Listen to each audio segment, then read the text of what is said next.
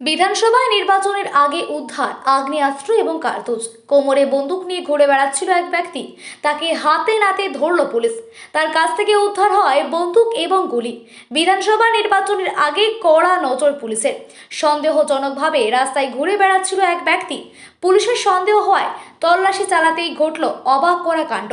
কোমর থেকে উদ্ধার হলো একটি দেশি পিস্তল এবং 1 রাউন্ড গুলি। ঘটনায় গ্রেপ্তার অভিযুক্ত আবদার আলী শেখ। রবিবার ধৃতকে রানাঘাট আদালতে তোলা পুলিশ। জানা গিয়েছে, এই আবদার আলী শেখের বাড়ি শান্তিপুর থানার পুলিয়াপাড়ায়, তবে সে সাহেবডাঙ্গা এলাকায় থাকে। এর আগেও চুরির ঘটনায় গ্রেপ্তার হয়েছিল সে। এবার তার কাছ থেকে আগ্নেয়াস্ত্র উদ্ধার হয়। অভিযুক্ত আবদার আলী শেখ জানান, তার কাছে কোনো বন্দুক ছিল না। পুলিশ নিজেই এই বন্দুক দেখাচ্ছে, আমাকে ফাঁসিয়ে দেওয়ার চক্রান্ত চালানো হচ্ছে।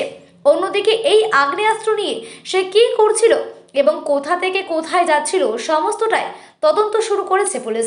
এই বন্দুকটা কোথায় পেলেন? বন্দুকটা আমার কাছে ছিল না। কার কাছে ছিল? বাড়ি থেকে নিয়েছে, এখন দিয়েছে, এখন কি করা যায়? কারা দিয়েছে? থানা থেকে দিয়েছে। আপনার এই ছিল না, আপনাকে ধরলো কেন তাহলে? আমার ধরলো কেন, আমি 19 তারিখে বেরলে বাড়ি এসেছি। হ্যাঁ। যে স্যার বললো যে এখানে থাকিস না, তুই চলে যা যেখানে ছিল। স্যার সাহেবকে বললাম যে ঠিক আছে আমি চলে যাবো। দিয়ে সকালবেলা আমার জামা কাপড় ব্যাগপত্র নিতে আসছি। দিয়ে ওর সাথে দেখা করলাম। ও বললো যে তুই যে কদিন, আমি বললাম 27 তারিখে আমার ডেট আছে, 27 তারিখে ডেটটা দেবো। কি নাম তোমার? আমারও আবদার আলী শেখ। তাহলে বন্দুক তোমার কাছে ছিল না? না।